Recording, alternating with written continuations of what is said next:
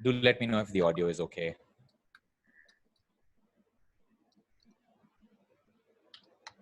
All right.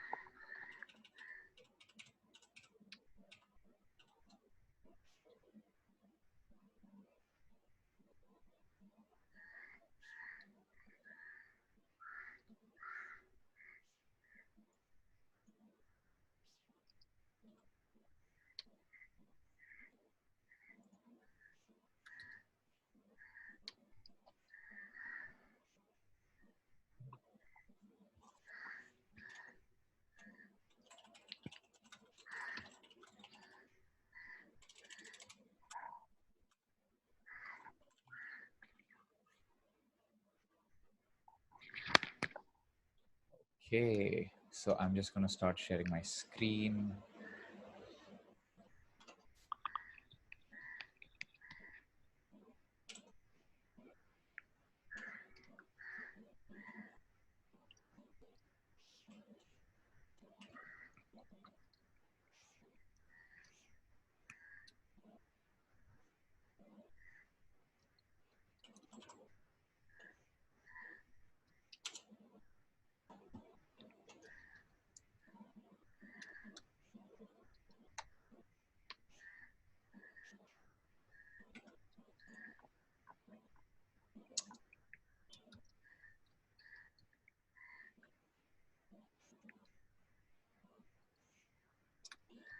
All right, can you folks see my screen?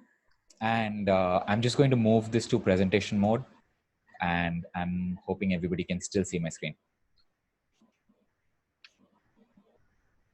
All right, thank you.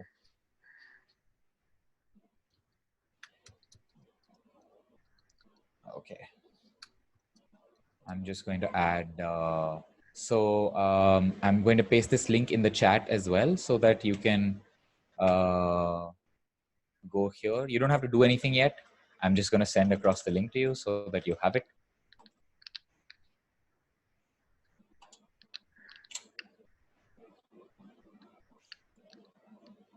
Don't do anything yet, but I'm just sharing that with you. All right, let's check if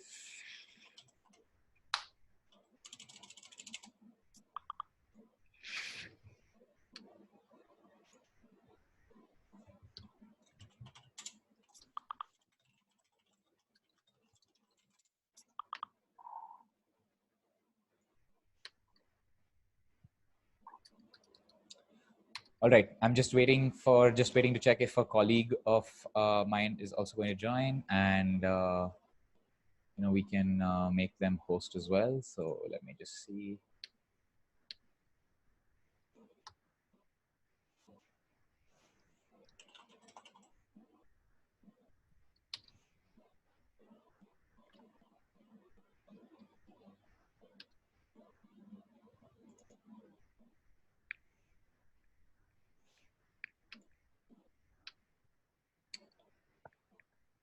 All right, let me bring my microphone closer.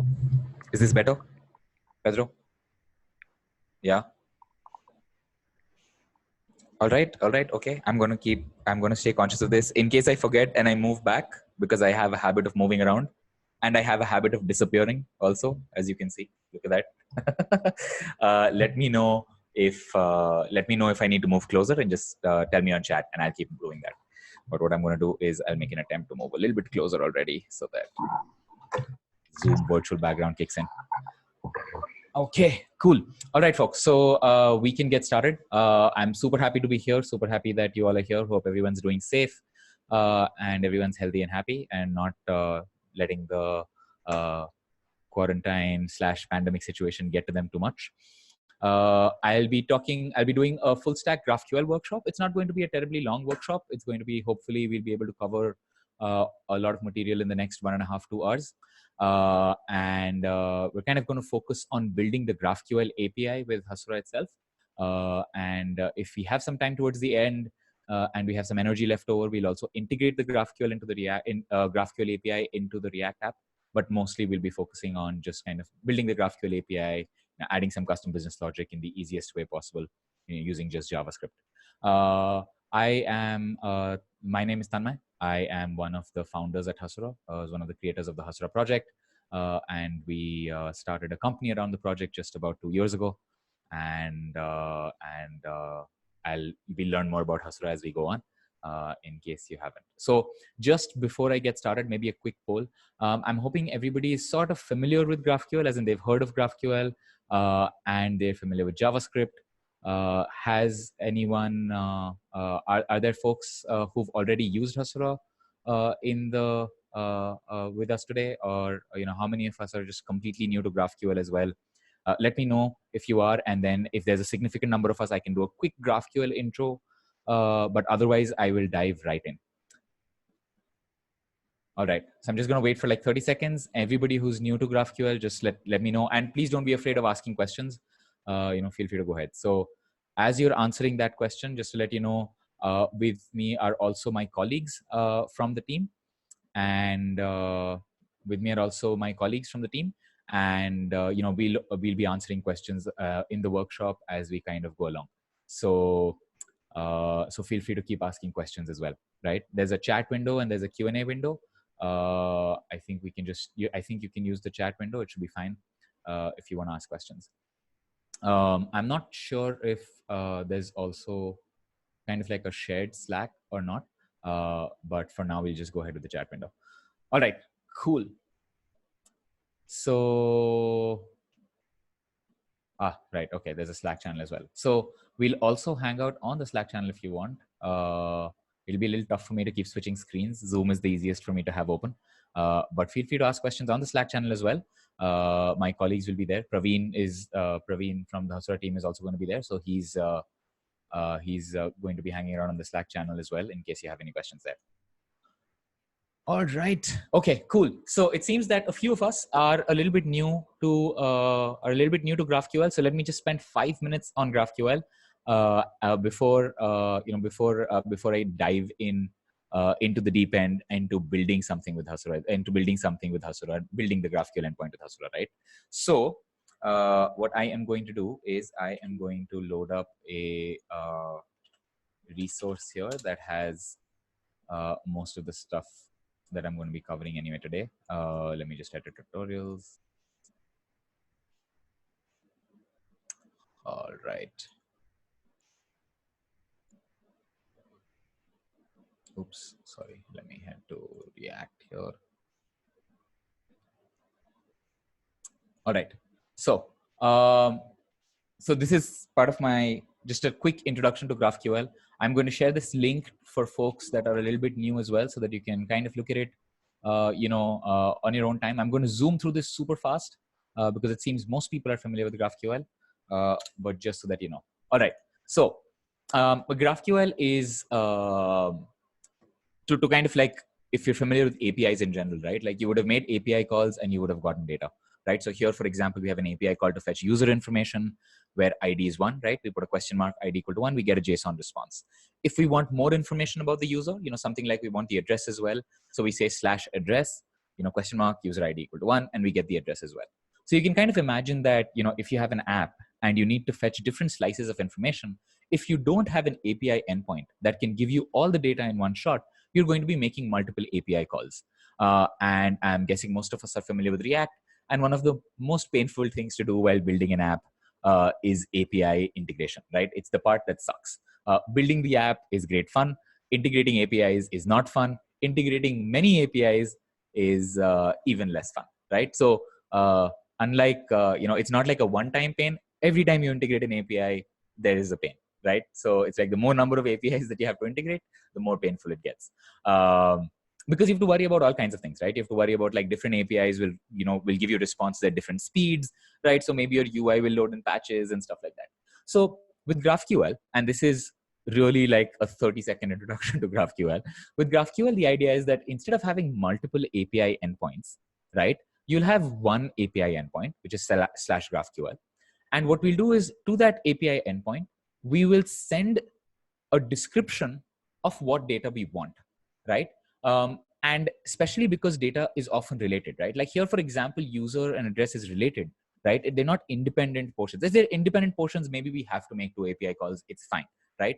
But usually data is related and is structured kind of in a tree. Like you're rendering something like a product page. The product is going to have, it's going to have related products. It's going to have brand information, right? It's going to have images. It's going to have it's going to have all of these properties that kind of flow down from that product node, and there's a tree of information, right? And so usually that's kind of how data is. And what GraphQL does is exploit that common property and lets you query for data. So here I'm querying for user ID name, and then I just get ID and name as response. I query for address, I get the user ID name and address together, right? So I get the response according to the query that I make. And there's kind of this one endpoint to which we'll keep making our queries. So you're still making many API calls, right? But what you can kind of do is put your client logic in one place conveniently, right? And then start specifying the data that you want per component. You can kind of start declaring these GraphQL queries next to the components that you have. And that component can go in and then we can kind of, build in some small tooling that will go and fetch that GraphQL query every time that component needs to be rendered and get the data and display it, right? And that just makes life convenient because now we have all the data that we need. We can pass it to our child components, right? We can do whatever we need to do. And the nice thing is that we get to specify exactly what data we want at like a component level, right?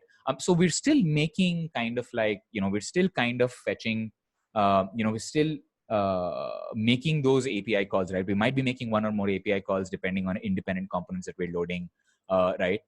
And stuff like that. So it's not really like reduce that, but in terms of the kind of the pain that we have in, getting related information and putting that together, that whole aspect becomes easier, right?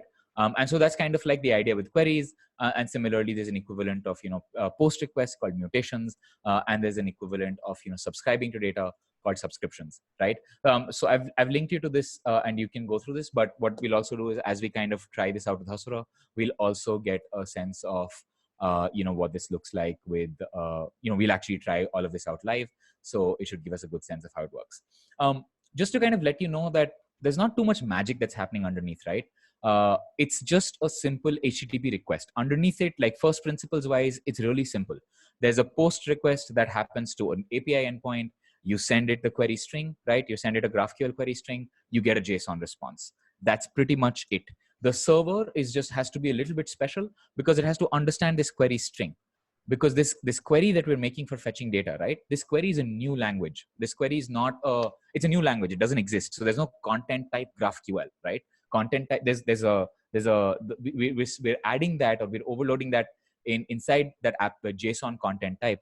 And so we send a JSON request. We send a JSON payload that has a query keyword, and the payload is a query string, right? There's sometimes occasionally more stuff here, which we'll see. But the most basic GraphQL query, this is what will be happening. The server is going to take that query string, it's going to parse it. The server is going to figure out, oh, all right, this is what the client needs. It needs user, where the ID is 1, and it wants the fields ID and name, and the server is going to send that to us, right? Just like a normal API call. So there's no magic. It's all fairly straightforward from a first principle standpoint. It's just that the server has to understand GraphQL queries, and that's kind of what is involved in building a GraphQL server, right? All right, cool.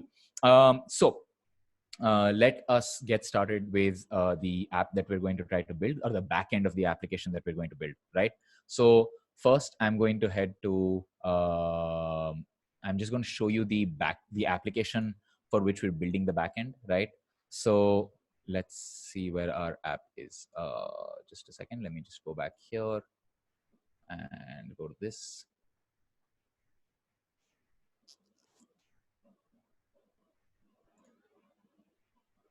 All right. So if you can see my screen, this is the backend. This is the GraphQL backend that we'll be setting up. So the login process is happening with Auth0, so we don't care too much, right? I'm just going to paste this link so that, you all can also join this link. So let me just send this link to you here, copy link address and chat and paste. All right, so I've sent you that link. And so please do join, and then let's just kind of explore this app and see what's happening, right? It's a fairly straightforward kind of to-do app. It's a real-time take on a to-do app, right? And so I have something like I have a simple to-do app thing, so I can do hello, right? And something loads in here, and then there's a public feed as well, right? So that other people who are kind of there online can do this. You can see that Praveen also just came online, right? A bunch of you are coming online. So these online users will keep getting updated. So it's real time. So we have some subscriptions thing going on here where we're looking at our current online users, right? Just log in, just create a new account. Guillermo has a question of what is the username password. Just create a new account on Auth0, right?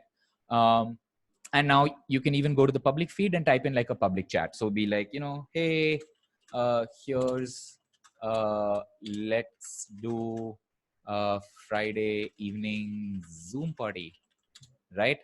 And then you'll see that the feed kind of updates in a Twitter style, right? So I can click on this and then the new tweets load, right?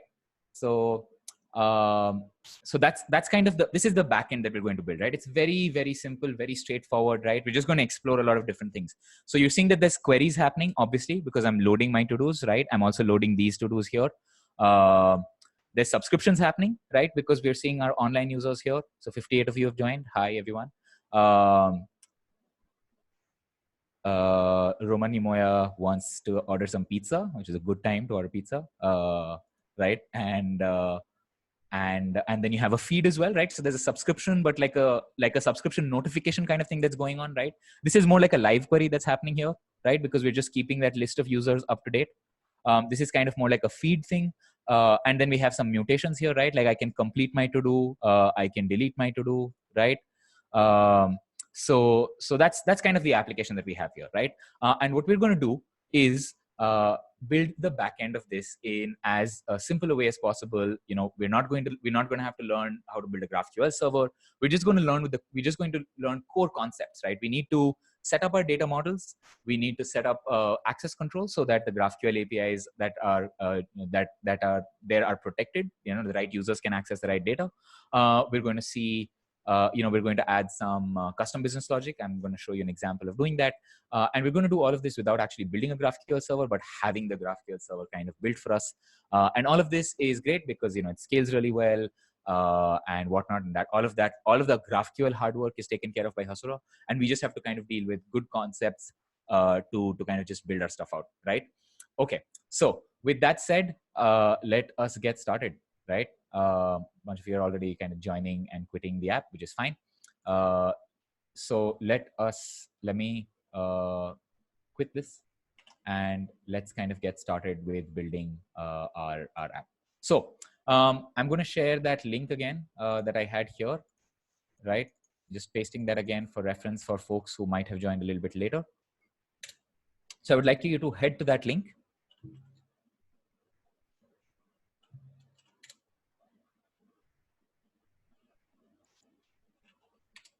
Right? And if you head to that link, you will see a button that says deploy to Heroku, right? And now a bunch of us are going to deploy to Heroku at the same time. So let's hope Heroku can take it. And so, all right. So in case you have not signed up already, you'll need to create an account. Don't worry, you don't need a credit card or anything. You can just log in or sign up, and you should get a free account. This is just going to be convenient because we're going to get a database. We're going to get a place to deploy Hasura itself. And it's we'll get a free tier, so it's very easy. So just sign up and log in, and you should get to a page that looks like this, right? So the way I'm going to do this is I'll do like 5 minutes of work and then I'll pause so that you can kind of do this alongside as well. The entire intent is that everything is going to be on the browser. You're not going to need to switch back and forth between the terminal, and so you're going to need to switch back and forth between the screen share and your own browser. And so I'll give you a little bit of time as you do that, right? So you'll see a screen like this, and what you should go and do here is set up an app. So for example, what I'm going to do is I will set up an app that says React Summit Hasura workshop. And then I'm going to deploy this, right? And give it, and you can kind of choose a region that's closer to you. And so we'll give it a few seconds to deploy. Right? And what should happen at the end of this is that we'll see an option called View App. So I'm going to wait till a bunch of us get here. And so, please go ahead and kind of create your Heroku app. It should take you all of 2 or 3 minutes, and we're here. So once you see this, you'll be able to click on View App, and you should see the Hasura console load up here, right? So that's what we're going to wait for, right? While this happens, this is going to be publicly accessible. So in order to prevent that, I am quickly going to set up an admin secret. You don't need to do this. Don't worry about this. Just go ahead and create the app. I'm just going to set up admin secret so that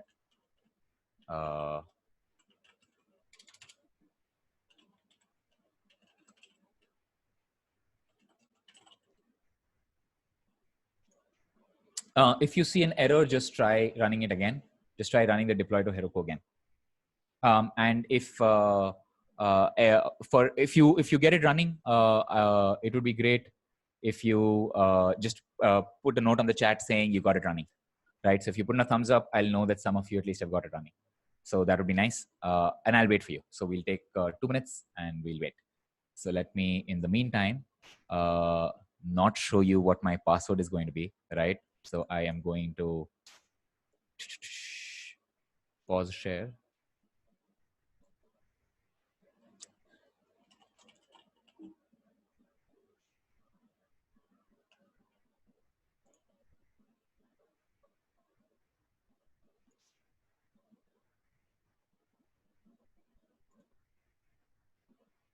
So there might be a little bit of load on Heroku, I think. So, you might enter a situation where sometimes the build fails, but bear with it and just try again. A bunch of people have gotten it running, right?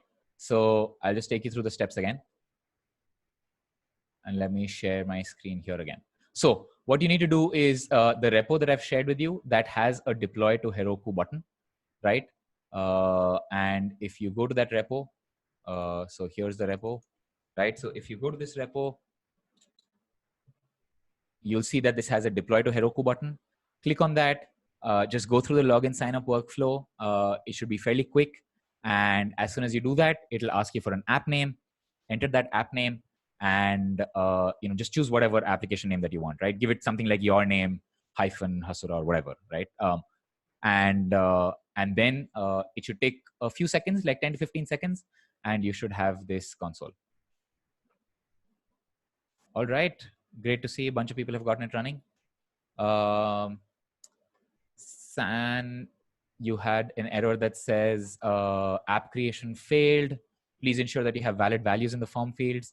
Well, I think what I can help you with is please have a valid value in the form fields. Pedro has shared a link, so let me just see what that is like.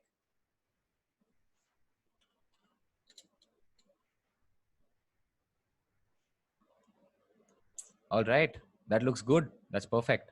And just hit view, right? Just open up view, click on view, and then you'll see the Hasura console. Okay.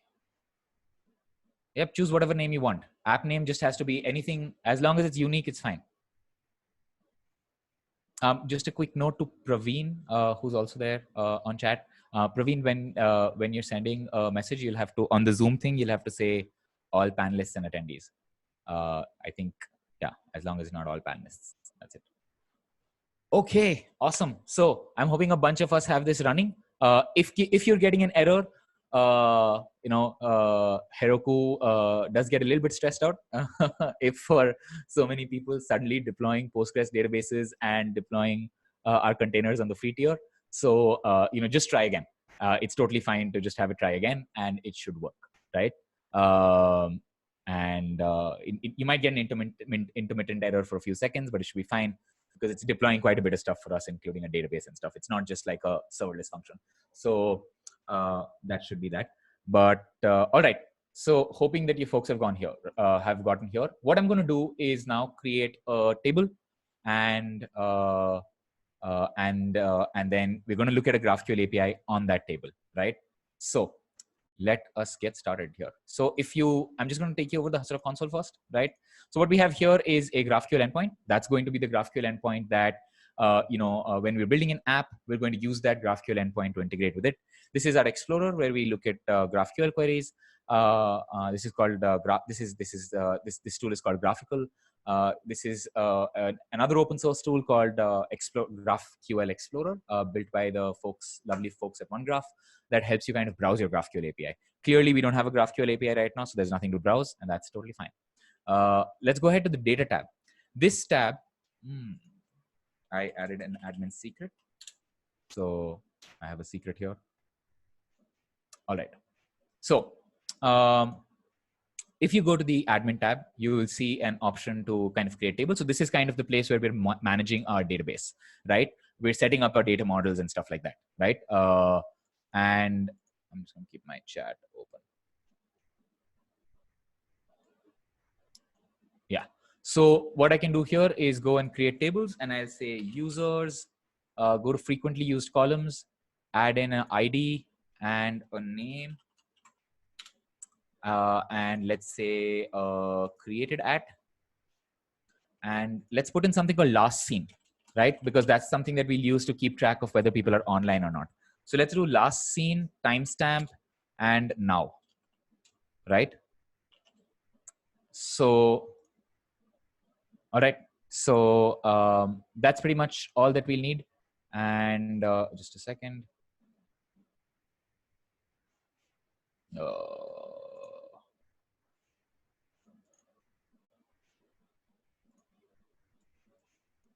Cool. All right. So that's pretty much all that we'll need, and just hit add table, right? So remember to use the frequently used columns thing just to get set up with ID and created at, so that you get some nice sensible defaults there.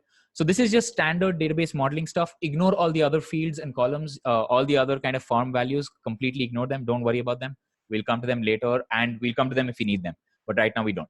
So we have ID, name, created at, and let's go ahead and insert something here. So I'm going to say Tanmay, which is my name, and Praveen, right?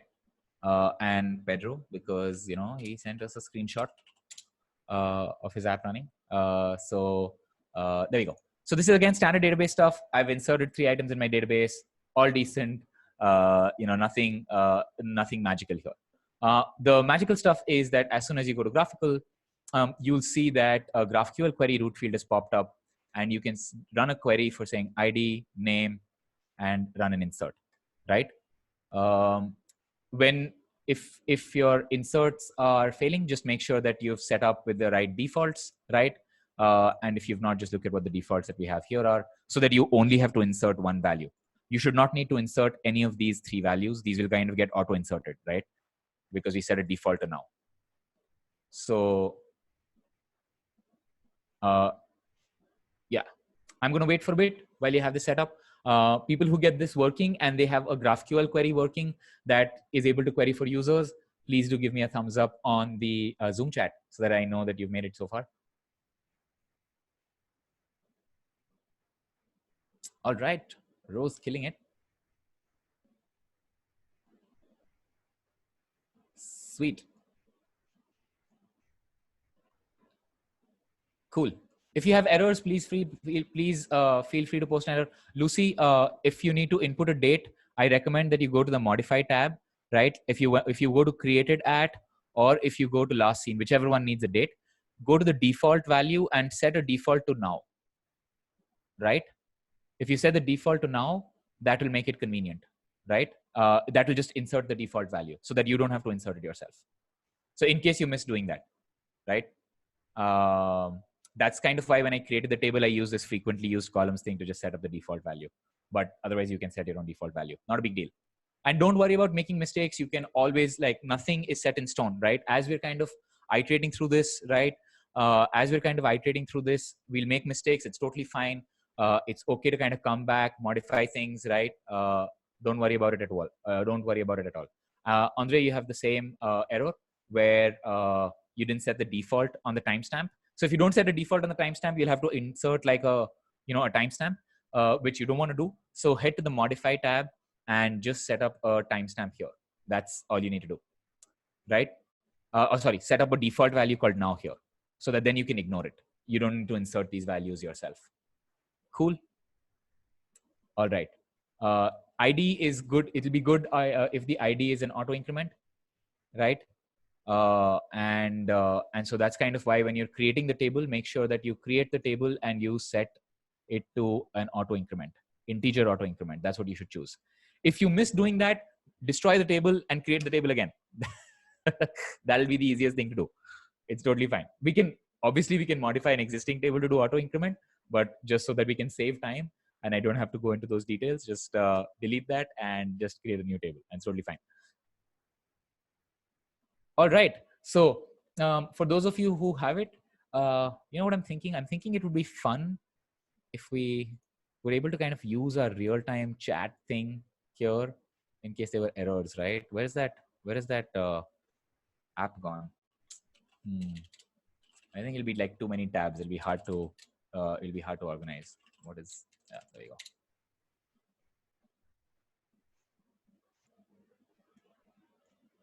go. Oops.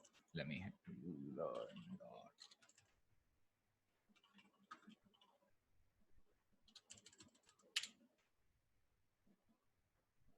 Oh yeah, I had closed it. This is true. Okay, cool. No, I'm just going to keep it open for my reference. Doesn't matter. I'm sorry. But please, folks, have you, hopefully everyone's gotten that running. Andre's like, thanks for the now tip. It's working now. So if you head to graphical, just start trying out a bunch of queries, right? Use the Explorer to try out a bunch of queries, insert some data. So you can do user's ID name, do like a limit 3, right? I'm sorry. Let's do a limit 1, right? Let's sort this by name, ascending order, right? Try out a bunch of queries. Amaka, if you want to delete a table, go to the modify tab. Anytime you want to modify a table, right? The columns, the table itself, you should see it on the modify table page. So just scroll down and you'll see delete table, and then you can nuke the table. But for the rest of the folks, go ahead and try out, try running a few queries and see what that looks like. And what we're also going to do is maybe let's try a mutation as well. So if you go down to the Explorer, you'll see an option here to add new mutation. Click on add new mutation, hit the plus button. And now we can insert multiple users or we can insert a single user. So let's just do insert user 1 and let's insert only the name, right? And so now I remember Lucy's name. And we can do ID and created at and name. So these values will get created automatically, right? By the database itself. And so when I hit play here, we should see that come up here, right? So that's me inserting it, right?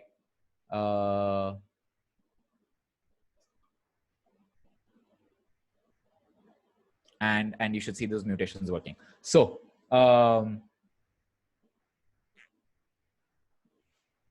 so I hope you folks have gotten that running.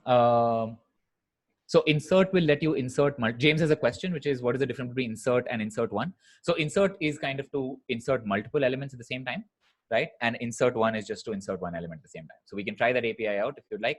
So we can do insert, and then I can have, instead of just having one object here, what I can do is I can put in an array of objects, right? So I can do name. Let me see a few other names. Andre, and then let's do another name here, which is name, and let's see, James, right? And then let's capture their IDs, returning, and let's capture IDs. So, sorry, right? And so we have 5 and 6, right? So that's kind of like a multiple insert kind of thing, right? Most of the time we'll be using insert 1, so it's fine. All of these names can be changed, right? So if you want to go ahead and change that name, you can. I'd recommend not doing it so that you can follow along with the tutorial, right? So you can go and change that to something nicer, right? You can say you don't want to insert like one user, you want the name to be different, and you can do whatever you need to do here, right? All right. Orkun, you had a question where if you don't see a mutation, you'll have to go scroll down to the bottom and you'll see a add new mutation, and then you can hit the plus on the Explorer. But otherwise, you can also just do mutation, and you can do an autocomplete in graphical as you type it out. You can do mutation and autocomplete. Praveen, if you wouldn't mind posting one of the mutations, that would be nice. Oh, wait, let me see if I can do that. Sorry, history, mutation, there we go. So that's a sample mutation. I'm just gonna post that on the chat so that you folks have it.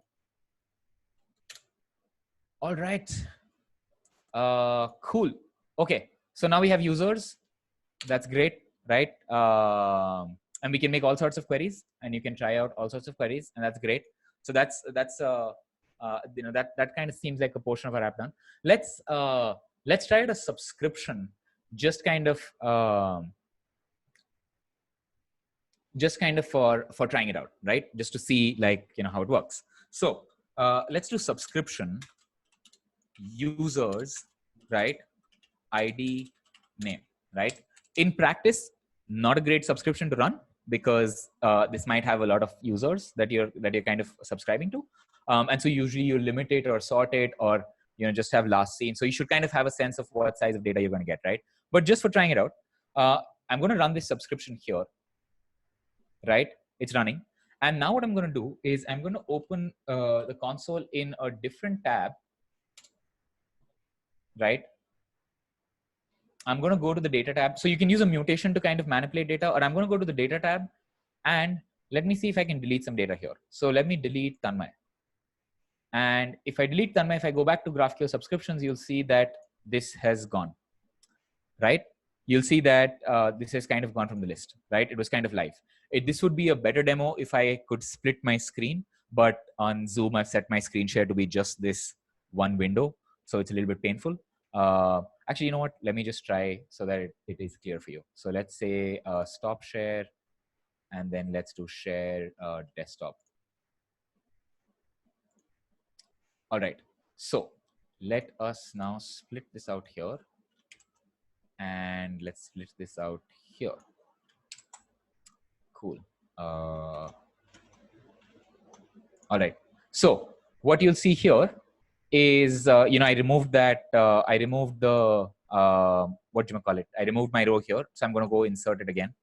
So insert Tanmay, right, and hit save, and then you'll see that pop up here, right? Cool. So Hasura is giving us GraphQL queries, mutations, and subscriptions out of the box. These are not secured yet, right? This is not necessarily a GraphQL API that you want to expose to the world. If you're building an internal application, right, inside your organization, it's an internal app, you're subscribing to data, the only users are going to be users that you trust, sure, it's fine, right? But if you're building like an actual app, right, and you're giving it to users, and you don't control users, you don't control their devices, you should not be doing this. We'll come to access control, and we'll actually come to, you know, saving this, making sure that we are protecting our GraphQL API. All right. Next, we're going to move on to the to-dos table, and we're going to set up some nice relationships. But in the meantime, I'm just going to answer some questions that I see on the chat. All right. Any questions? No, Mohammed, you had a question, which was if you can add Mongo. Not yet is the answer to this. Right now, we only support Postgres. Next up for us is MySQL, but for now, it's Postgres. You know, Postgres is a pretty cool database. So, you know, you can use Postgres. All right. Stavros had a question of whether I can describe subscriptions in a few words. Well, subscriptions are basically the idea of kind of subscribing to real-time changes or to real-time data as it happens. You know, it works underneath it or on over WebSockets. So what's actually happening is there's a WebSocket connection that's running, and that's kind of powering you know, this query. The GraphQL server needs to do a fair amount of work when it comes to subscriptions, especially for scaling things out and reliability, right? Making sure you're handling missing events and stuff like that. Hasura takes care of that, so we don't have to worry about it, which is good for us. All right. There's some questions on Q&A as well. Actually, just a quick note to everybody. I would prefer it if we just use chat so that I wouldn't have to keep like 2 different windows on Zoom open. Otherwise, on Zoom, I have to keep a Q&A tab open and the chat open. Yeah. There was a nice question of what tool I'm using to snap the windows with the keyboard on Mac. I use a tool called SizeUp. It's a pretty cool tool. Yeah. So it has a bunch of nifty shortcuts to, you know, like do things with your keyboard. Yeah. Cool. Awesome. All right. I miss having a tiling window manager. I wonder how many people have tiling window managers. All right. Cool. Okay. Awesome. So now what we can do is let us move on to the to-dos table. So let's go ahead and create. All right. Moom for tiling. Is it cool? I can try that out. All right. So let's create a to-dos table. And on the to-dos table, let's create this as to-dos. And again, please remember to use the frequently used columns. I'm going to stay on this page this time for a bit, right? So that other people can kind of follow along. So I will choose an ID, auto incrementing. That's great. My to-do is going to have a title, right? I mean, you can call it title, task, whatever, doesn't matter, right? The to-do is a note of whether it's completed or not. So I'm going to say is completed Boolean and set the default value to false, right? So by default, if you're adding a to-do, it's probably not completed. And let's say is public, right? Just so that remember the public feed part of our app where I had some private to-dos on the left, and then we looked at the app that had like a public feed in the middle. So public feed only shows public stuff. So let's do is public is a Boolean and set that to false as well, right? And then we can put in a user ID, right? Because each to-do is obviously getting created by a user, which is just an integer, not an auto-incrementing integer, because this value can be created by default from the database. This value is something that we want to provide, right? It's something that's kind of a property of the data. And lastly, let's create a created at column just for convenience, right? So this is what your screen should look like. And then you should hit the add table, right? So I'm going to keep this open for a bit. Please feel free to create the to-dos table. Please do let me know if that was successful. Actually, I haven't. All right, awesome. Manu is done. Manu, if you could also just, all right, cool. Very awesome. Leave the foreign key bit. I'll describe the foreign key bit in a bit, right? I'll describe the whole foreign key situation in a second, right? Fairly standard stuff, but I'll describe it. All right, a bunch of us are done. Very cool. I am also going to hit great success in the words of Borat. Wow, Viva. I don't think Borat has aged well, no? Borat, yeah, it's very funny, very ironic, but it's definitely mind-bogglingly politically incorrect. Like, it boggles the mind. Wow. But, okay, in any case. So, we now have a to-dos table, which is great. The users table schema, sure, I can show you what that looks like. The user table has an ID, which is an auto-incrementing integer. So when you go to the create table, just do ID, auto-incrementing, name, created at last seen. Name is the only, no, we haven't yet. We will do that, Orkun. If you want to go ahead and try adding user ID as a foreign key, folks, please go ahead and do that. For those of you who are not familiar with foreign key, please do wait and I will show you how to do that, right? For all of you who are a little bit familiar with databases, go ahead and do it. Cool. All right. So if you go to the to-do table, right, and we insert a to-do, right? So let's go and insert a to-do saying task 1, right? And then I'm going to insert a user ID, right? And I'm going to say user ID is 2, right? Just randomly, right? Which is fine, right? If I go to browse tables, that's fine, right? Don't worry about the GraphQL part yet. Let's just look at the data model that we have, right? I did user ID 2, and this is task 1 that belongs to user ID 2. User ID 2 is Praveen. So Praveen is inside our database, and that's great. But you know what I can also do? I can also go to the database, right? And I can also say like whatever task 1, Tanmay, and I can say user ID 1, and I can insert this, right? Which is bad because if I look at my users table, if you remember, I had deleted that user ID, right? This is going to land us. This is going to like put us in trouble somewhere down the line, right? And so databases have solved this problem very well. And this is the reason why you have something called a foreign key. So a foreign key is a way of telling your database that, you know what, there are certain constraints that I have in my data models. Please enforce those constraints. This has nothing to do with GraphQL. This is age old. It's been around for 30 years, right? It's a fairly standard practice is to have foreign keys, right? Sometimes you can relax foreign keys in advanced situations and whatnot. I won't talk about it, but let's go ahead and add a foreign key, right? So if I go to the modify table page and I say, you know what, add a foreign key, I'm going to add a foreign key from the to-do table, right, to the reference table, which is a user table, from the user ID column to the ID column of the user. right? And for now, just set it to cascade. So what cascade will do is, in case we update the user table, like let's say we delete a user, it will cascade and delete the to-dos of that user as well, right? Or if we update the user ID, it will cascade and update the user ID of those to-dos as well, right? So cascade is a nice option to have. It's a little bit magical sometimes, so sometimes you don't want to do it, but for now we can just go ahead with cascade. So this is what it should look like. If I hit save, it's probably going to say boo, because I have some entries right now in the table which don't work here. So what I'm going to do is open this up in a separate tab. Where's my other tab here? I'm going to go ahead and delete that data first. So let me delete that data and create my foreign key again. So I have to-dos here, and here's the table that I don't want to have. So delete. Sorry, not this one. It's this one. Delete. Okay. So I deleted that bad kind of entry, right? And then I told Postgres, please create the foreign key. And going forward, I promise that I will also give you good data. And if I don't, don't save that data for me. So now if I go in and try to add some data, right?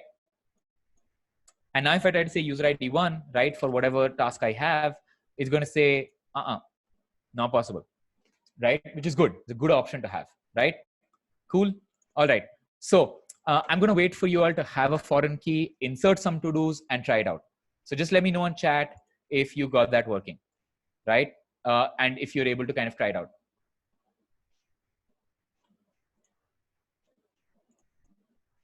We'll see the impact that this has on our GraphQL schema in a bit, right? And maybe we'll also just insert a few tasks, right? So I'm just going to populate my database a little bit, and you can do that as well. So let's say I have Praveen, Pedro, and Lucy. So let's insert a few quick tasks for them. So let's say Praveen's task is Praveen has to help people on chat. And Praveen's user ID is 2. So I'm just going to insert that. We'll be making improvements to this admin so that you can kind of like choose the user ID from a drop down, right? We'll do stuff like that. But for now, it works. So let's say Praveen is going to help people on chat. Pedro is going to share screenshots. So let's say share screenshots. And so that's Pedro. So that's user ID 3. And let's see what Lucy's ID was. Lucy was a user ID 4. So let's say Lucy is going to model data like a boss. And so that's Lucy. Right. All right. Anyway, those are some to-dos. And so we have that, right? So we have some data inserted and we should all be here. Let me just quickly take a look at the chat to see how we're all doing. Eric, I'm going to come to the relationships. I'm going to come to the relationships tab in a second.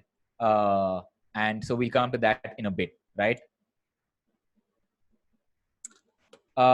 Stavros and a bunch of you who are getting errors saying there's no unique constraint. I'm not sure if you made your ID a primary key on the user table. So I'm not sure if you did that when you created the user table. Again, it's possible to set up your primary key even on an existing table, and you can run alter column kind of. We can run that. But what might be easiest for you is to just quickly nuke the table and create it again. Make sure that when you create a table, if you set the primary key to ID, the primary key by default will be ID, but just double check that. So Stavros and Ali Retsa, I'm not sure if I'm pronouncing that right, but you might have to do that quickly, right? But for the other folks, if you have that to-do running, right, all great, all good on the data modeling side, right? All good so far. Let us go and create a relationship. So if you go to the relationships tab, what Hasura will do is tell you what I see is I see a foreign key.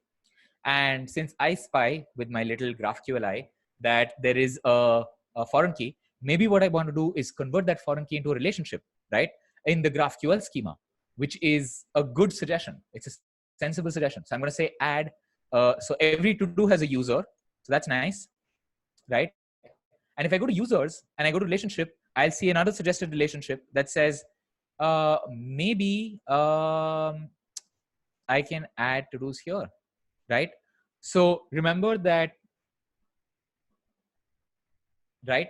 And so we added a relationship from the to-dos table. So to-do has a user, to-do.user, right?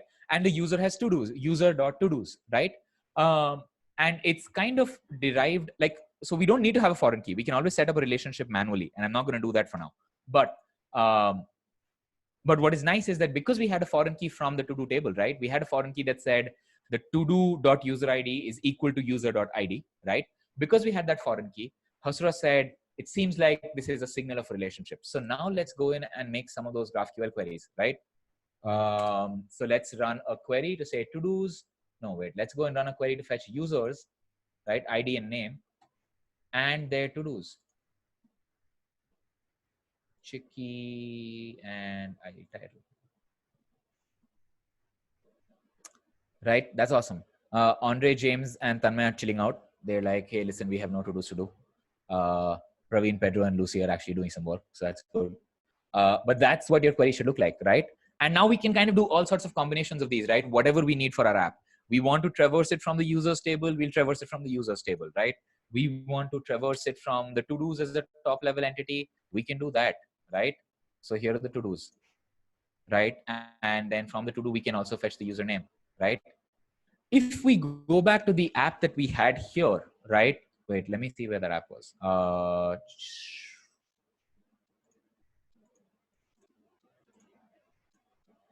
Do I keep, all right, here we go. So if you look at that app here, right? If you look at this public feed, right? What do you think the query behind that public feed is, right? The query behind that public feed is it's fetching those to-dos, right? And it's fetching the username of the person that has created the to-do, right? It's fetching like maybe like the last 20, the most recent 20, right? That's what it's fetching, which is nice.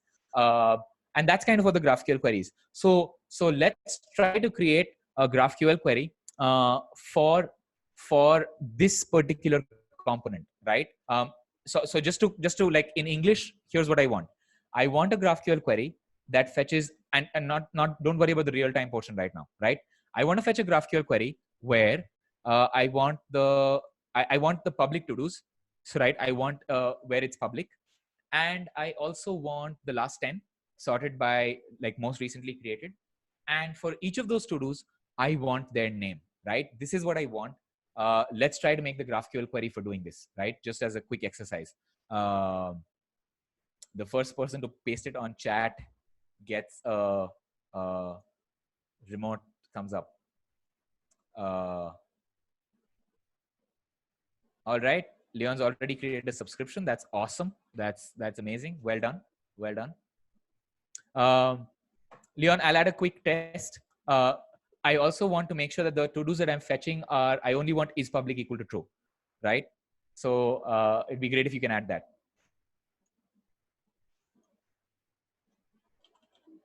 Pedro shared something with us. Let's see what Pedro's answer is. Pedro just like missed a screenshot.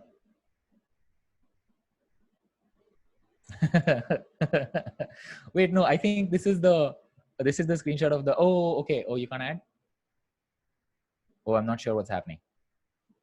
Praveen, maybe you can help Pedro out. All right. So no, a bunch of you have made queries to, all right. I think Ayman has the first answer, which is that you're fetching to-dos where is public equal to true. That is awesome.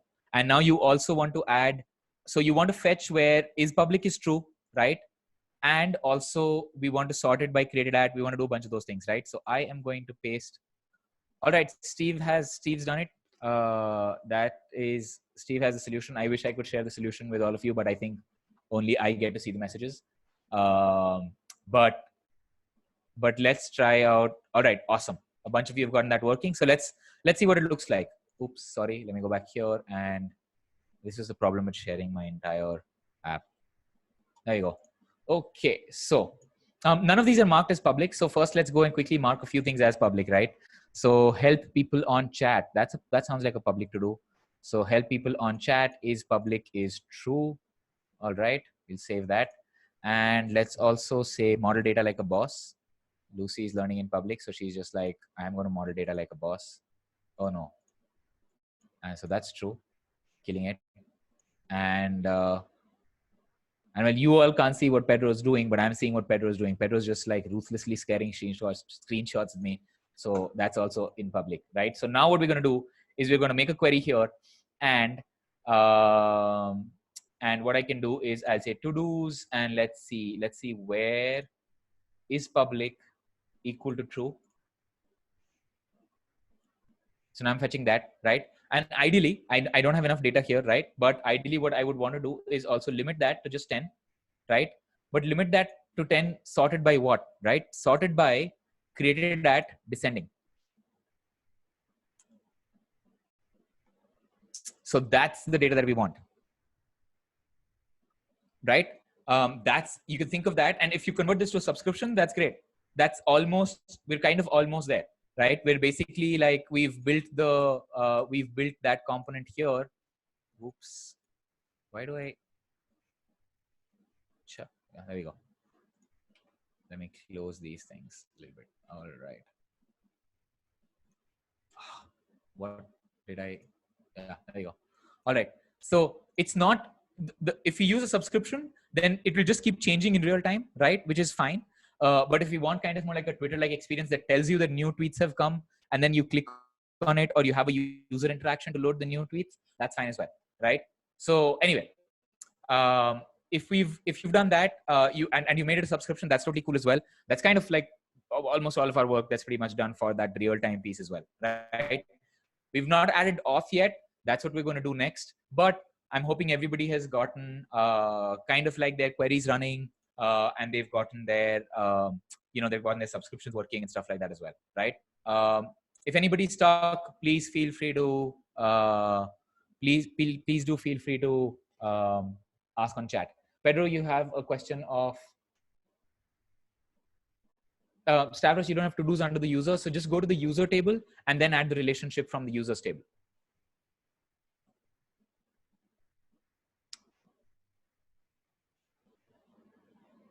I'll show you how I did that. Let me go back.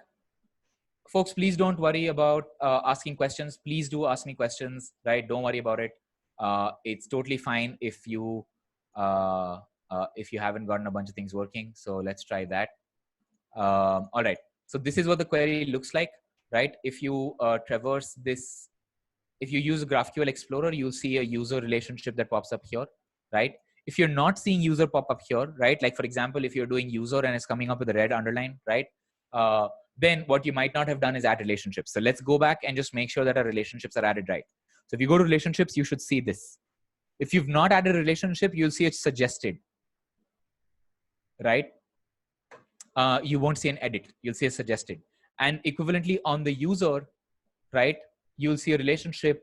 So a user has an array of to-dos, right? And a to-do has a nested object, which is a user, right? Like if you just think about it in JSON terms, right? You either have a nested object or a nested array. That's why in Hasura, we call them object relationship and an array relationship, right? The difference between a query and a subscription. So almost any query in Hasura can be turned into a subscription. And what Hasura does is basically converts that into a live query. So Hasura subscriptions are kind of like live queries, basically.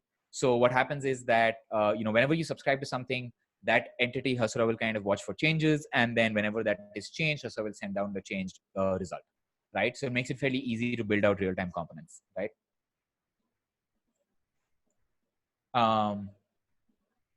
Under the hood, Hasura doesn't use Node.js and observables, but so subscription is a GraphQL feature. Subscription is a GraphQL feature. Subscriptions is not, so it's a part of the GraphQL spec. It's a GraphQL feature, right? That's why when you type subscriptions, you get like a nice syntax highlighting thing here because it's done by Graphical. But subscriptions are hard to implement at scale. And so at Hasura, we've spent a lot of engineering effort getting that to work, right? We've done a nice blog post about it as well. So if you can go to scaling 1 million subscriptions, ignore my typos. I can't even see what I'm doing. But if you search for that, you'll see this. All right. So Jeff, you have an error that says insert or update violates this constraint. This means that you have entries in your to-do which don't actually have valid users for them. So maybe what you want to do is go to your to-do table and quickly clean out some data. Are you doing a mutation? Is that an error that you're getting when you do a mutation, Jeff, or is that an error that you're Jeff? I'm not sure what the name is. So do excuse me. I'm sorry if I'm getting that wrong. But Jet. All right. So Jet, I'm guessing what the problem is that I'm guessing that problem is there when you're trying to create the foreign key.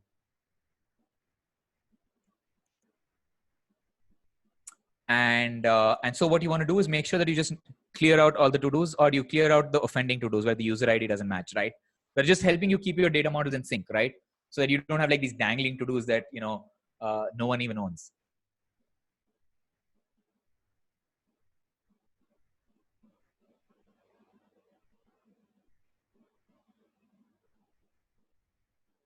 All right. Okay, cool. If everyone's here, the next step is going to be very interesting. We are going to add authentication and authorization to our system, right? Because right now, our entire GraphQL API is basically public, right? Usually when I do these, whenever I do these workshops or demos, what ends up happening is that I don't have this admin secret, right? So a bunch of folks, they kind of go to my endpoint and they just go and start creating tables here to troll me, while I'm being this incredibly nice person and doing a workshop, people are just trolling me. So mean, right? No, but it is good. But that's kind of why I have an admin secret set up, right? So that people can't access this console. That's the first thing that I did. But in any case, what even with the admin secret, right? Right now, what we have is, if somebody has this API key, you can use the entire GraphQL API. So if you were building a front-end app, you can't really embed this API key in your front-end app, right? Because then everybody has the API key. They'll just look at the app source code, or, you just look at the underlying network request that happens, grab the API key, and then that's it, right? And this API key in Hasura is like a super secret thing. This should never be anywhere. It should never be hard-coded anywhere. It's like it's a pretty serious key, because it also allows you to kind of update your data models, right?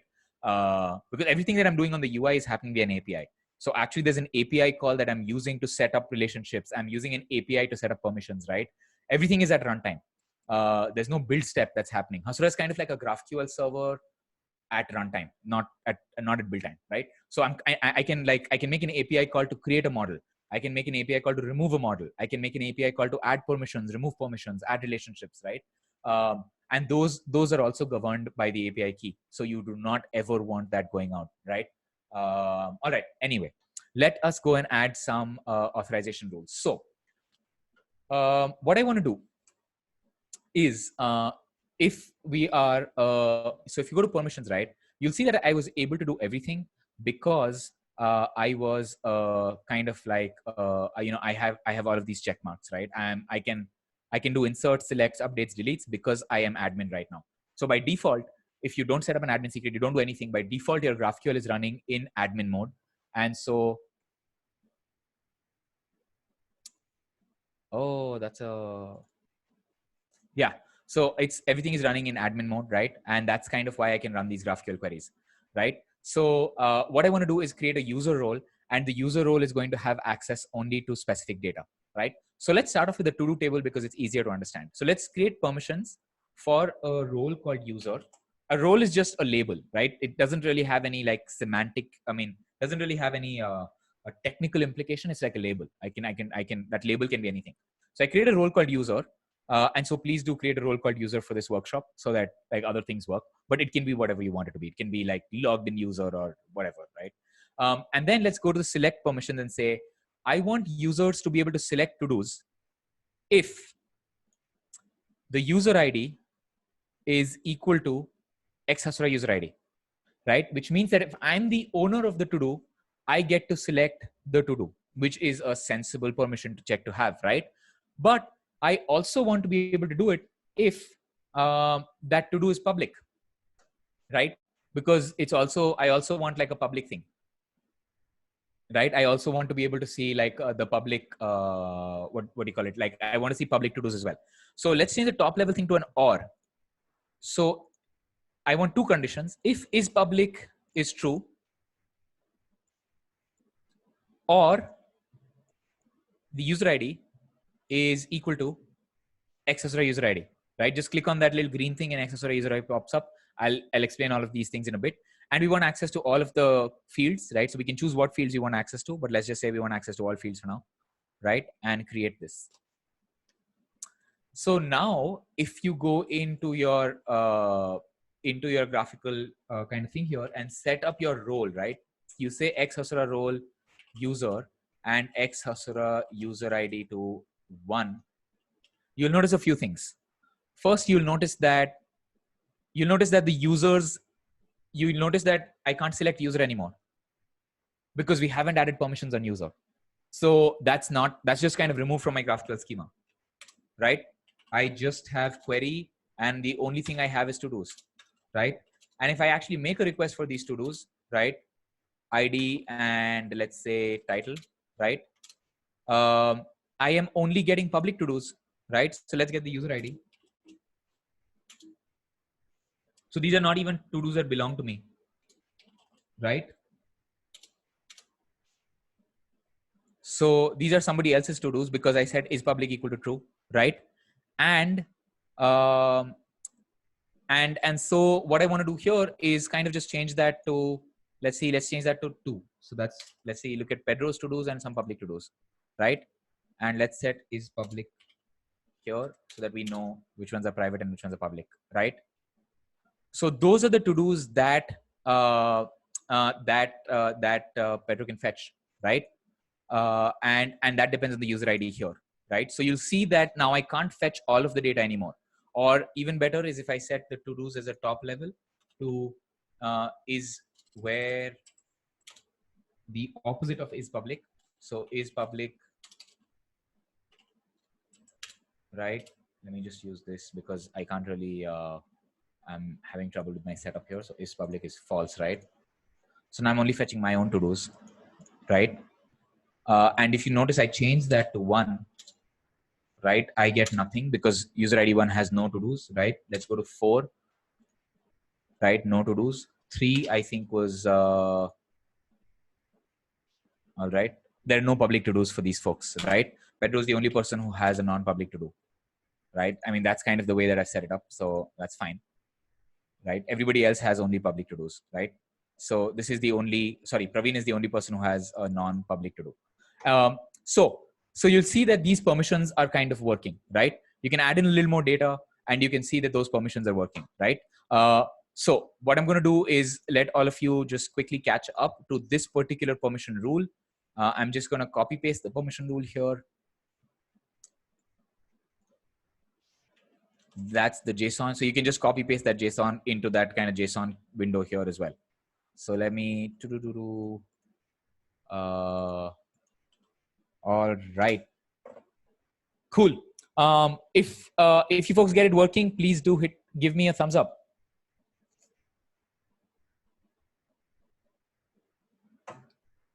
All right. All right. Not working. Killing it. Absolutely. That's really stellar. And there was a quick question on how did I set up the equal to drop-down box in is public in the Explorer? It just comes up if you browse. If you browse through it, you'll get it. So that should just turn up. Nothing that I did. Right. I think you want to give access to the right columns. So you want to give access to the right columns here. So let me just look at the permissions again. And this is a suggestion for, let me see who had this error. Alice Dare.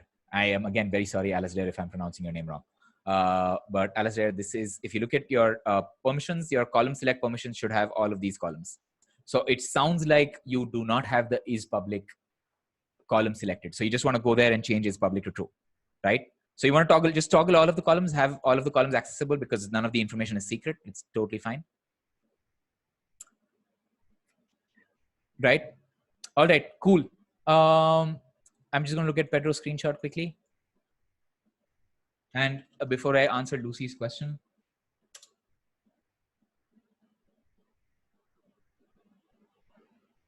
Right, so you want to just make sure that you toggle all the columns select. Yeah, I'm sorry folks about the, if I'm just make sure that you have is column, you make sure that you have all of the columns selected. And if you have not set up admin secret, you should not be having admin secret. Please don't worry about having an admin secret there, right? Because you have to actually set it up.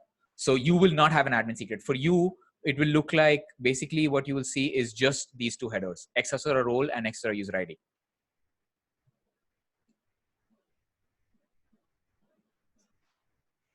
If you don't have admin secret set. All right, cool. So, so just to kind of tell you what is happening here, right? Praveen, could you help Pedro out? Thank you. This is the query that I'm running, right? Just sharing that with you, right? All right, that's Lucy. That's a very good question, right? In development, I'm setting these headers. I'm hard coding these headers, right? Accessor role user, accessor user ID too. But obviously, in production, right?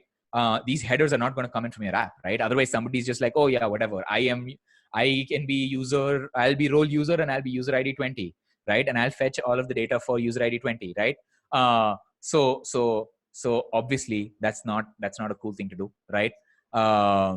And so we will come to that. We'll integrate this with an authentication system as a next step. But right now, what I want to show you is that we've done authorization, right? We basically have authorization working, right? We know that if we have a particular role, we have a particular user ID, we know that those constraints will get applied, right? Let's go ahead and apply this to the user table as well. And then I'll kind of talk about, where this comes from. So let's go to the user table. And let's set up permissions and for a user role. And if the user is logged in, you know what? Actually, we want them to select whatever data. It's fine. Maybe we don't want them to select created at, right? And so I'm saying without any checks. So there's no checks. Everybody can access everybody's username. It's totally cool, right? Because we don't have password and any email kind of information here in this table. If we did, we would change that, right? We would have a separate table that has like private info, and that's fine. But in this case, because it's like public, it's almost like a profile table, actually would have been a better word. But here I'm just going to say that, and I'm going to say save permissions, right? So as soon as you do that, what you'll notice is that the relationship will pop up again in your schema. So let us look at that. User, right? ID and name, right? And so that's what you should see, right? So quickly, just waiting for folks to get to this, right? Let me know if you folks have this working, right? Important things that I'm trying to show here are, one, that you have authorization that is getting applied, right? We haven't linked this to actual authentication yet. So you're absolutely right. But we know that our authorization rules, like if we have the right values in our tokens, our cookies, our JWT, some kind of session token, right? If the session token has this user ID, right, and it has this user claim, we know that we can apply it to our GraphQL API, and we will get access precisely to what we want, right? We're not going to get, so we're just going to get access to that.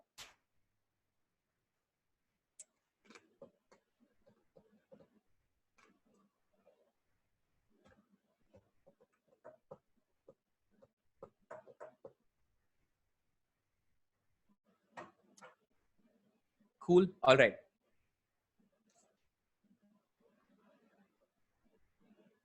So if you want the user table relationship, go to the user table and add a permission for the user, right? And add a permission for the user that says without any check. So that means all users can access all users' profile information, which is, I think, which is in this case, for our particular application, it's fairly reasonable, right? Because we want to see like people's usernames and stuff, right? We want to see last seen, because that's kind of what we're going to use for our, real-time feed subscription thing, right? So that's kind of giving us access to that, right? We don't have, if you look at it, we don't have the created at field here because we removed that field. But because we can access users and we had a relationship set up, we can also access the user inside the to-do. That's kind of what you were seeing here.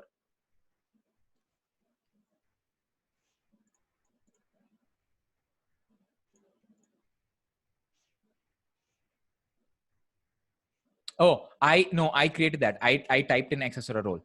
Sorry, a bunch of people have questions on whether, on how that Accessora role and Accessora user ID came. I typed that in. So I typed in these headers, right? To simulate, I'm kind of simulating a scenario of what happens when there's a person who's logged in that has a role and that has a user ID, right?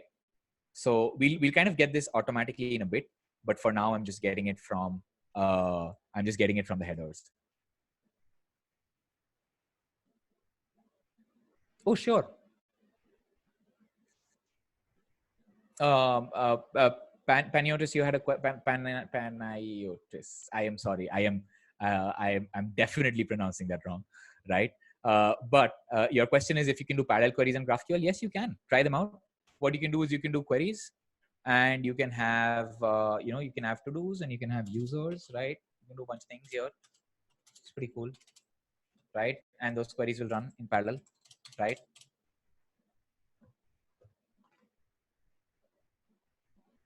San, I'm guessing what you're missing is you're missing the on the permissions tab, right? What you want to do is you want to make sure that you have also allowed permission access to all of these fields.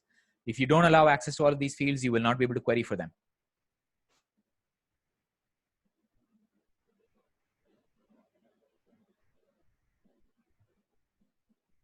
Matt, you had a question of whether we can do ID equal to accessor user ID. Yes. So that'll be on your app, right? So imagine that you're on your app. So on your app, you're going to have the user ID value, right? So on your app, when you have the user ID value, you can make that query yourself, right? On your app, you can make that query yourself because you will have that value on the app side, right? So when you actually integrate this into your UI and you make a GraphQL query, you'll be able to say users where ID equal to accessor user ID, right? You'll be able to make that query. And actually, if you're fetching a particular value, then the query that you want to look at is you want to do user by PK. So you just want to fetch a single user, right? So you just fetch a single user and you say ID equal to 1. That is a better query to run. Oops, 1 doesn't exist. Yeah, because I deleted that user, right? So there we go. But in your app, this value, right? This value will come in from an app value that you have. So all right. So yes, that is something that.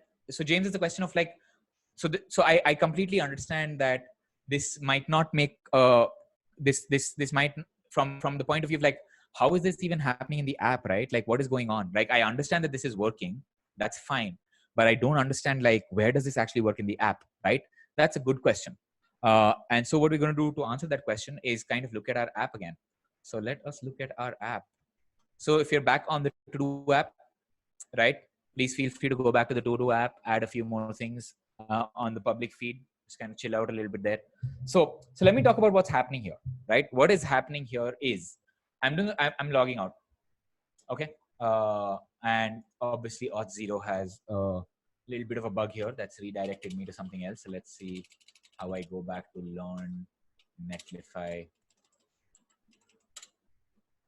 All right, so log out, and in case you get that weird localhost 3000 screen because the callback URL is screwed up on that app, you can just go to this link again. For those of you who don't have this link, pasting it again on the chat. All right, so if you have this, right, which is great, what you can do is let's see what's happening. So when I log in and I put in my username and password, right? This is happening through Auth0. It's happening through an authentication system. Now, usually in most applications, right, your authentication system is going to be outside the system that you have for querying your data, right? It might be the same. You might have a custom mutation that has login and sign up, but usually, especially in enterprise environments and in large kind of applications that you have, the authentication system is outside. So just for a demo here, we've put the authentication system outside as well, right? So when I log in, right, with Auth0, Auth0 gives me a token. And that token contains user ID equal to 1. When I'm making a request with that token, right, I am getting access to that data. So that token has user ID 1 and role user. That is a property of that token, right? And that token is being used by Hasura to enforce the permissions that we've had. That's the business that we're going to do next. Next, we're going to look at like, where is this token coming from? What is this weird magic that's happening, right? That's what we're going to do. And so we're going to figure that out. That's what we're going to do. But just to show you where that tying up is happening, that was happening in the authentication system that was logging us in. So James's question was, where are we setting XSR user ID equal to 2? We are setting that when we do a login, right? When we do a login, that token has a user ID. That token gets assigned a user ID 2. And now when I use that token to make the GraphQL queries, right, I am fetching the public data of these people. I'm fetching the private to-dos here. I cannot make a GraphQL query, right, with that token to fetch Lucy's private data, or I'm not even going to TLE Dukes, who's very hungry, right? I'm actually also pretty hungry, actually, on that note. But now you reminded me. But I can fetch your public data. I cannot fetch your private to-do data, right? That's kind of what's happening here. So let's see how this token works, right? Let's see how that token is kind of in practice. Somebody type in the chat. All right, test Orkun. Cool. Let us go back to our app here. Does anybody not have like a basic permissions thing working at least? Like, it's okay if you don't have the users part working or the relationship working, that's fine, we can move on. But you need to have just a basic permission thing working on the queries for to-dos, just to kind of understand what's going on. And that'll be nice. So anybody doesn't have that on chat, please do let us know, and Praveen can help you out. Oh, Pedro, you can't add on public feed? That sucks. I don't know how that happened. I'm going to recommend rebooting your computer. No, I'm just joking. Do you want to try logging out and maybe logging in as a different app? No, by the way, sorry, Pedro, I just want to make this clear. The app that we're using here, right? The backend that we're building is totally different. It has nothing to do with this app. This app already has an existing backend, right? This is just like the sample app that we're kind of building towards. So your permissions are going to have nothing to do with this app.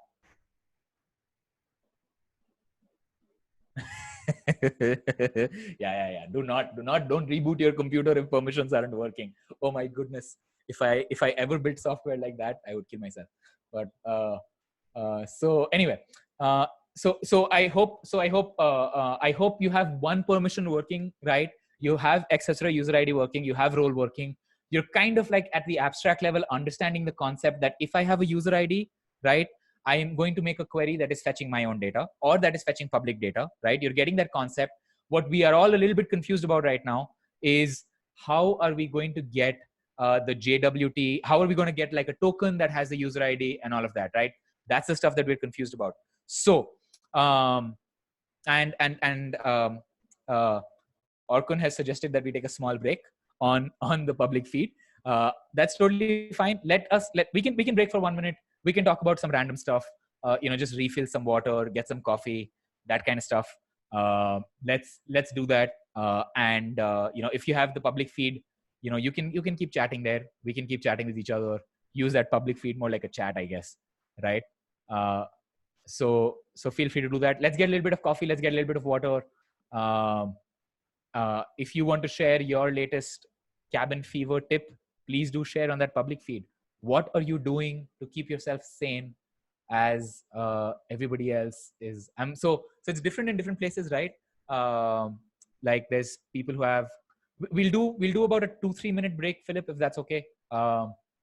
Just so that we can kind of cover the next bit. But okay, let's do a 5-minute break. 5-minute break. Just get a little bit of coffee, walk around a little bit. But yeah, the question I was asking was, and if you could put that on the public feed, right, of this chat, is what are you doing to beat, like, not being able to go out and not being able to do social distancing and all of that? You're playing video games. That's cool. That's very cool. I very late in my life as a child, my father did not let me play video games for a good reason. I get very addicted. So my father said, no video games for you. Because once I think I had video games in the house and my father saw me that like I did not get up for like an entire day. I was just sitting in front. I didn't even do 10-minute break, video break, coffee break, whatever. I was just sitting in front of that. And my dad got so freaked out that he said, you're never getting video games. And so I haven't played video games as a child. And so my dream has been to kind of retire early and play lots of video games to make up for lost time. And by the time I retire, the games are going to be amazing, right? So I recently got into Fortnite. I mean, by got into, I mean like, I don't know, I'm level 2 or something. I think I'm level 10 or something. I'm a noob, but I recently got into Fortnite. Fortnite is super fun. My brother got me on it, and we played that over the weekend. That was fun. All right, Robert is coding and reading. That's awesome. All right, you're playing Final Fantasy. That is cool. That is good. That is good. You have has somebody taken over Philip's account? That's awesome. Cool. All right. All right. I'm also just going to quickly step out for a bit and just refill my water. I shall be back in 2 minutes. And then maybe we will continue. All right. Give me a sec.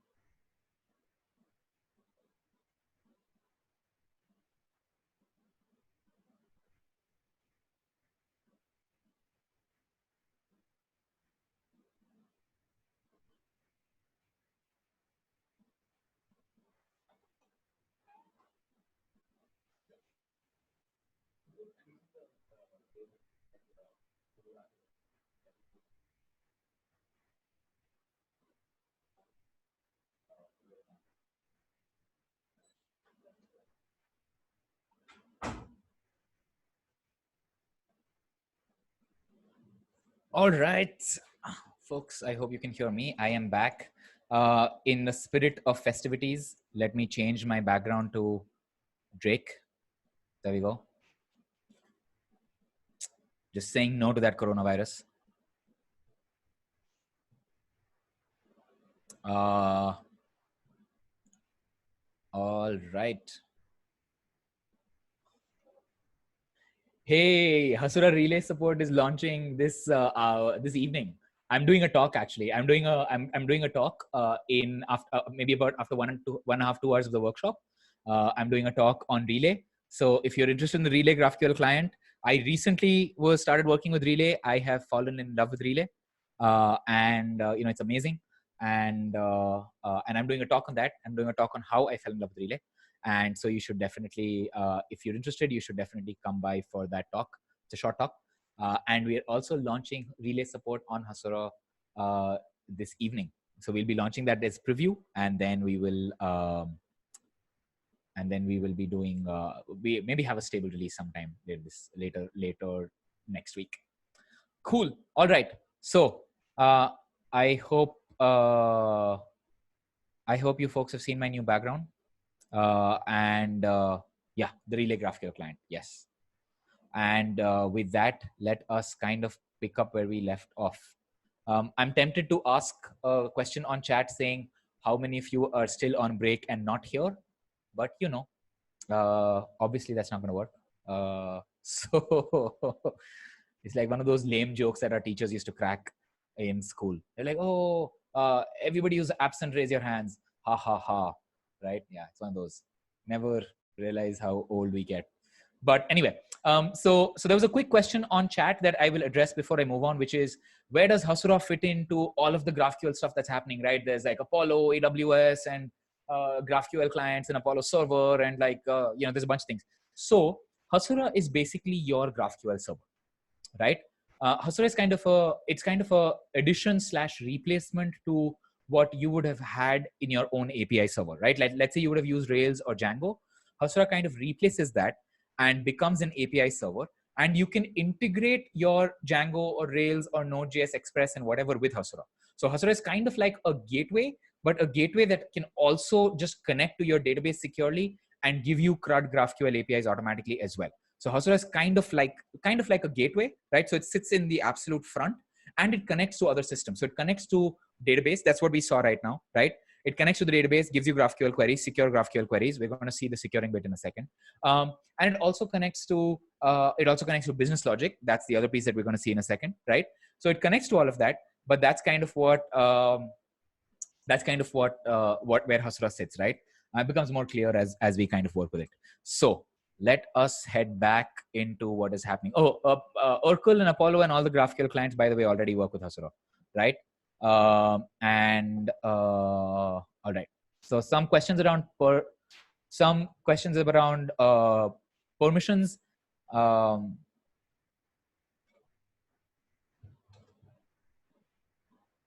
So some questions around permissions of like whether permissions are enforced by GraphQL or Hasura. No, permissions are a Hasura thing, right? The GraphQL API, usually if you're building your own GraphQL server, you have to handle those permissions, right? Like you have to take the value of the token and then you have to add it and stuff like that. So that's kind of how Hasura works. Hasura does that work that you would have done manually yourself, if that makes sense. Cool. All right. So let's get back to our app. So now what we're going to do next is actually add, actually have an authorization token and not have, not like passing those headers as raw values, right?